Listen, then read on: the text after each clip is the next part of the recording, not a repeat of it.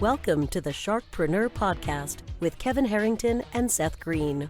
Kevin Harrington is the inventor of the infomercial, one of the original sharks from the hit TV show Shark Tank, and has generated over $5 billion in TV and digital direct response sales.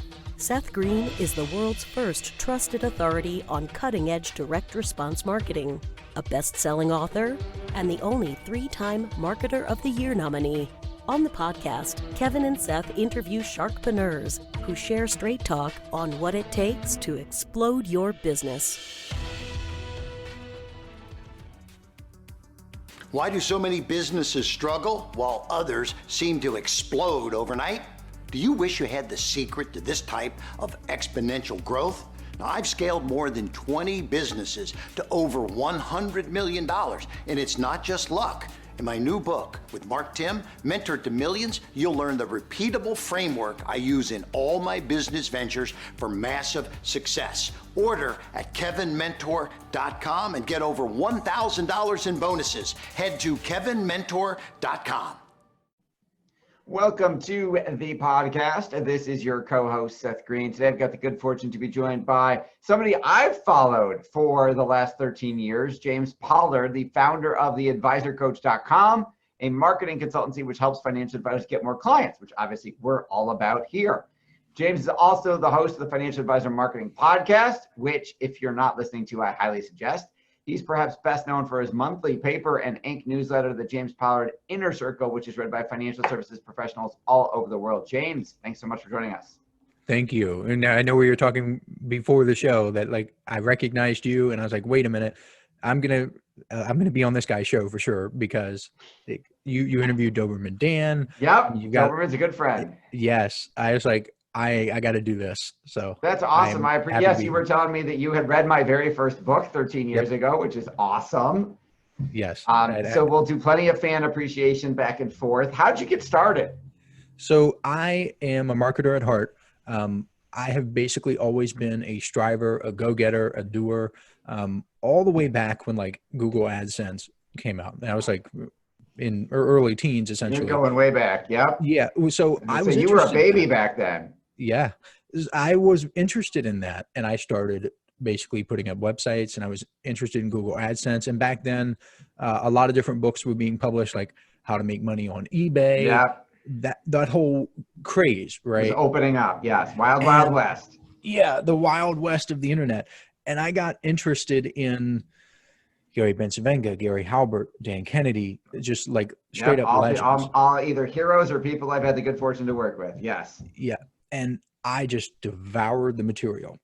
Now, eventually, even though the advisor coaches business has worked with different types of professions in the past because they reach out and they're like, can you please help? So I'm a marketer first and foremost. It just so happens that in my personal network years ago, I had people in the financial services industry. And I was going to ask, because you're not a producing financial advisor.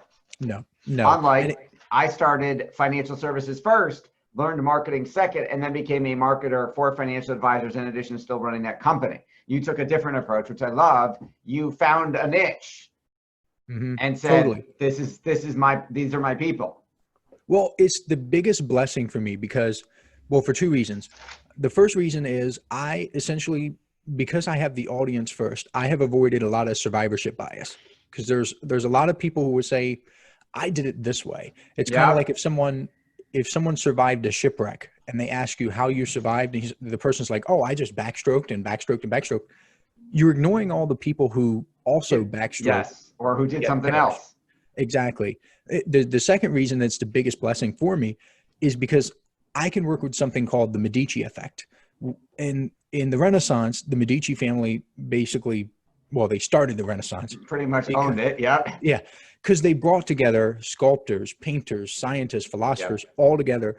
And when I have access to family office model for culture. Exactly. And when I have all these different resources and I can put my tentacles in different things, I have that access to quite literally almost no one else has. So yeah, it's great, honestly. That's awesome. All right. So you yourself have written quite a few books as well, some of which I have.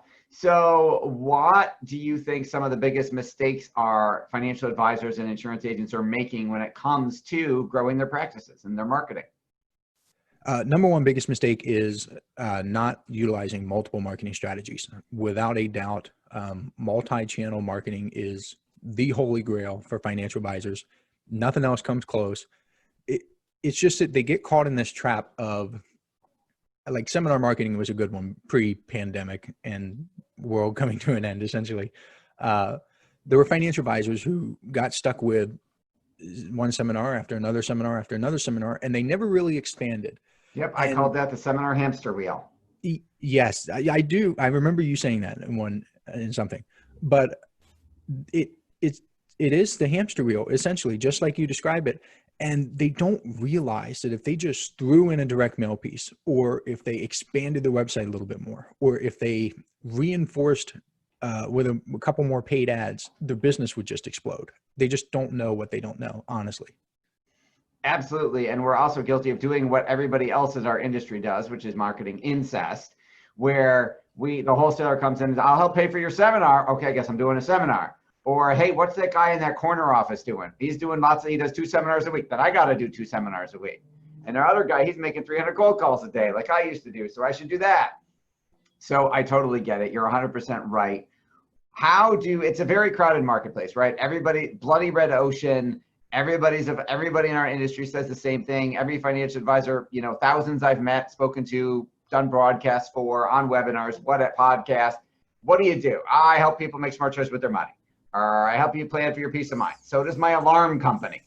So how do you have a unique take on it? How do you get them to differentiate themselves? How do you get them out of the mindset of, when theoretically our clients can get the same mutual fund, same stock. Nobody's got a black box like fake Bernie Madoff that magically cranks out money that no one else has. So how do you differentiate yourself in a bloody, bloody red ocean? So right now, the most effective approach that we're seeing is just having a niche. But I will be completely transparent. That's going away. Like by the mid 2020s is what I'm projecting. Now, I don't have a crystal ball or anything, but it's just my best guess. Go grab one.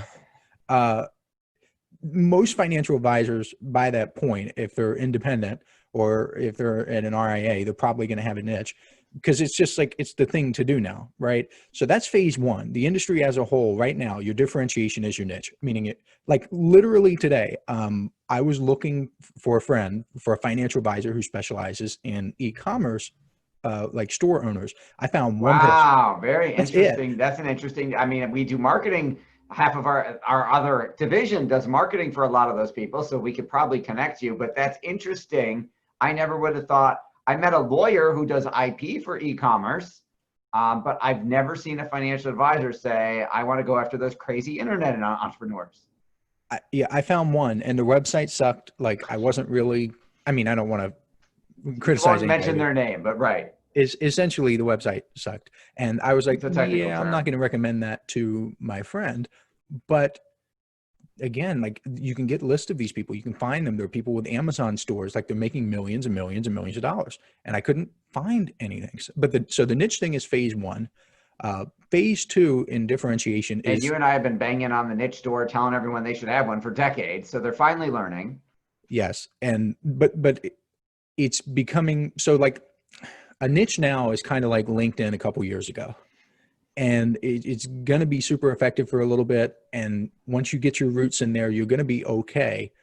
But then phase two is going to be connecting based on your personality and based on your emotion, especially if, because we have automated investing, we've got the index fund books that are being sold by the millions and people just want to copy the market. And I don't want to get into the financial side of that, but essentially, you've got to get people away from just focus on investments. How are my investments doing? What am I doing? You have to become more of a life planner. You have to help them with certain life decisions, even the smallest things, like should I buy or lease a car? Should I rent or own my home? You are going to be, as a financial advisor, you're going to be more involved in people's lives than ever before. It's not just going to be, here's your investment portfolio. That would be your differentiation. Awesome. So we got first, you got to pick and dominate a niche, and it's got to be a properly defined niche. And we're going to talk about that in just a minute. And then after that, we've got to broaden our reach in terms of the services that we're offering and go beyond what everybody else is doing until everybody else copies the expanded model in 5 or 10 years. And then we'll need something else. So what is a bad example of a niche? And what is a good example of a properly defined target market? I've ranted about this for 13 years. I'd love to hear your take. So it's an interesting question because a niche can be both too big and too small. A lot of people will say, well, a niche can be too big and that's it, it's too big. Or they can say, oh, it's too small, too small, too small. So I would say a bad example of a niche is business owners, which is what financial advisors, I mean, it's super popular. I work with small business owners. Fantastic. But there's a ton of survivorship bias there. And that's what I talk about. Like I'm trying to get rid of that. And that's what my business works with. So there are a lot of financial advisors who are successful targeting business owners. But with that said, like one of the things I talked about in my Inner Circle newsletter last year or in 2018, I believe, is the franchisee market, essentially. And there were a couple of financial advisors who took me seriously and started marketing to people who own Subways, McDonald's, Chick-fil-A. Literally every Chick-fil-A store makes at least $2 million in revenue. I mean, based on the stats, that's the average, right? I have no idea. And people already have an in at their church. They have common ground on the religion. I don't want to make religion a niche, sure. But when you are involved in a church and you're heavily involved in the community, and so is Chick-fil-A, and you've got a network of Chick-fil-A owners and they all talk to each other, trust me, it's way better than just small business owners. Yep, I have said this. I have not thought about the franchise. That's brilliant. I love the idea. If I didn't already have a niche, that makes me want to go do that. I've never thought about the franchise approach. That's really smart. I have always said, when someone said business owners, I said, what industry? Are you the financial advisor for restaurant owners? Are you the financial advisor for doctors? Are you the financial advisor for whatever? Like there's business owner isn't a niche. It's too broad. You can't dominate that. But if you said, I'm the financial advisor for Chick-fil-A's in New York State, you'd be the only one and you could own that space.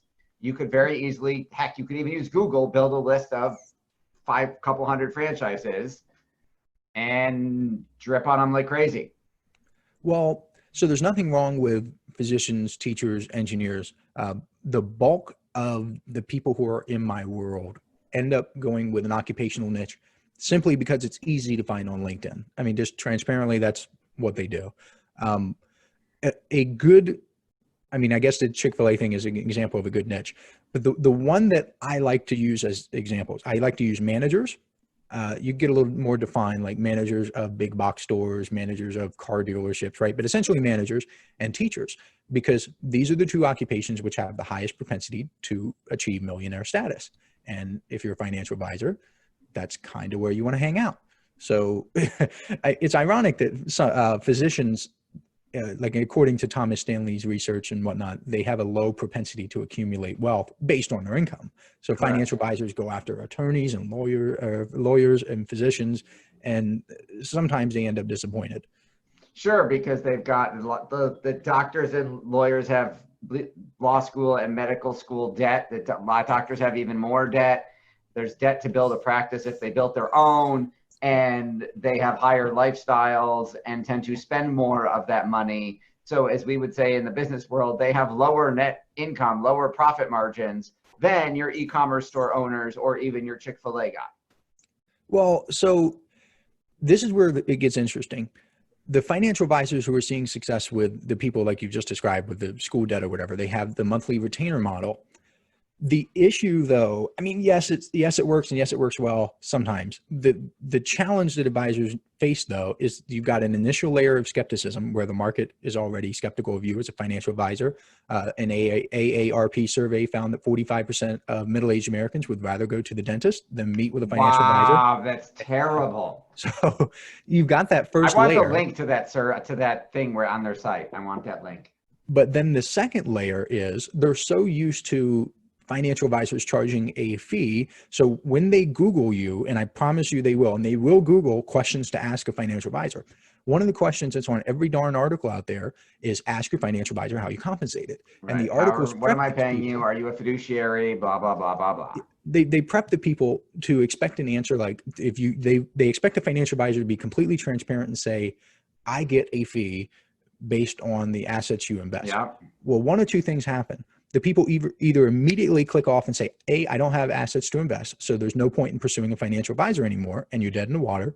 Or number two, when you say that you have a retainer model and you explain how much you charge, like a $300 a month or whatever, they get confused. And so you have another layer there that you have another to explanation get past. and sale to make. Yeah, I totally agree. That stat is alarming, and we need to do some marketing around that. Now, it's funny, we get questions a lot. So we don't serve newer advisors because they can't afford us, but they watch our YouTube videos, listen to the show, and then want to talk to us. And we have to politely disengage and offer them some free resources because they can't afford our fees. We work at the higher end of the market. So talk a little bit about, because I mean, I remember making 300 cold calls a day and how much it sucked. What you've got some specific stuff and advice for newer advisors. Talk a little bit about that. So one of the blessings of operating the business that I operate is that I've seen both sides. So the reason my business is called The Advisor Coach is because I started with a coaching model and just decided it wasn't for me. I hated it, didn't want to do it. I was so tired at the end of every day because I was like when I help someone, I go all in. Like I really, truly help them achieve results. So doing that 6 times a day with 6 different hour-long blocks, just freaking exhausting. So I decided to productize my knowledge. And the product that you're talking about is called Your First Year as a Financial Advisor, which is available on theadvisorcoach.com. That is probably the most foundational, the most general product that I offer, because if you're a new financial advisor, you need to have the mindset stuff first. That is the most important thing. You can get a YouTube video for how to make the calls. You can get a YouTube video or a podcast or something for all the specific stuff, but there's rarely anything for new financial advisors with the mindset. And because I've seen the upper echelon, the people who can pay tens of thousands of dollars for coaching, and I've also seen people who are brand new and can't afford certain things and have different priorities, I see everyone along that spectrum, and I just put it together for them. Awesome. What do you like best about what you're doing?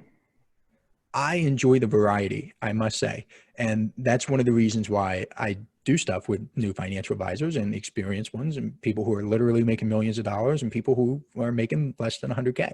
It's the variety. There's nothing that really feels humdrum, boring, bland. It's always something different. The financial advisor in New York who's working with people who have inherited wealth and old money, they've got a different set of problems than a financial advisor in Dallas, Texas, who works with engineers or like petroleum engineers who needs to get them and is going to use LinkedIn to find them. Right. It's just completely different. The variety is amazing. You've mentioned LinkedIn several times throughout this conversation. I know it's a big area of passion and expertise for you. What are advisors doing wrong on LinkedIn right now, and how do they fix it? Well, right now, specifically, LinkedIn isn't the best tool to use. There's a report that was put out recently. It was the LinkedIn State of Sales report, which found that 44% of people with sales and marketing, they basically said that their responsiveness on LinkedIn was down. There's so many people, not just financial advisors, hopping on LinkedIn right now, cold connecting, cold messaging. It used to be super effective, and it is like one of the best ways to grow a business. Right now, the only people who are still seeing stellar results are the financial advisors who have a niche, because it's so defined, and right now it's so refreshing for them. The other thing that financial advisors are doing wrong, can't speak today, is they don't use it enough. Plain and simple. People go to their LinkedIn profile after they Google their name and they see just a bland profile with 287 connections, and they think, oh, well, this person's out of touch. It's dangerous when they see that. So if you're going to have a LinkedIn profile, make sure it's filled out completely. Make sure you're actually using it, and make sure it's appealing to someone. When they Google Joe Smith at XYZ Financial and they see you, it's just a way for them to feel reassured that they're making the right decision by reaching out to you. Absolutely. That makes a lot of sense. I mean, you've achieved so much success. What's your biggest challenge now? My biggest challenge, honestly, I would say, and give me some time to think about this. Biggest challenge would probably be staying on top of all the people. I mean, at this point, the newsletter has so many different subscribers in Canada and Australia and Asia and a lot in Singapore, which is weird. And the Singapore addresses are like 123 X Boulevard, Singapore, Singapore, Singapore. A lot of mail. I mean, I am so fortunate that I read all the direct mail books and consulted with people in the direct mail world, because now I'm essentially running like a direct mail business with the newsletter. That's the biggest challenge, is staying on top of all that and all the people. Every month there's different topics and they ask me different questions. As of right now, the Inner Circle members can still email me and ask questions. And as a percentage, not many of them do, which is strange. I mean, because you can ask me questions. Yeah. I don't understand it. But that's getting to be a little time consuming. So that's a big challenge. Awesome. For our folks who are watching or listening and want to learn more, want to check out the Inner Circle, want to check out the myriad of awesome products you've got, where is the best place for them to go? So the best place to go is theadvisorcoach.com. Awesome. You can check out other links on there as well, to the new advisor products, the experienced advisor products, the Inner Circle, the blog, which is very generous how much information you give away there, and of course your podcast. James Pollard, thank you so much. It's been a pleasure. Thank you so much. I appreciate this. Thanks everybody for watching or listening. We'll see you next time. Do you need money to fund your idea, product, or service? Are you ready to take your business to the next level, but need capital to get it done? Kevin Harrington has heard more than 50,000 pitches and knows how to help you make the perfect pitch to get the funding for your entrepreneurial dream. He's distilled the process down in his perfect pitch cheat sheet, and it's yours for free. Just text PITCH to him right now at 727-888-2100. Text PITCH to 727-888-2100 right now and claim your free perfect pitch cheat sheet. Text PITCH to 727-888-2100 to start funding your dream today. This show has been produced by Market Domination, LLC. To discover how you can have your own show completely done for you and turn it into a real published book and become the authority in your marketplace, go to www.marketdominationllc.com/podcast offer.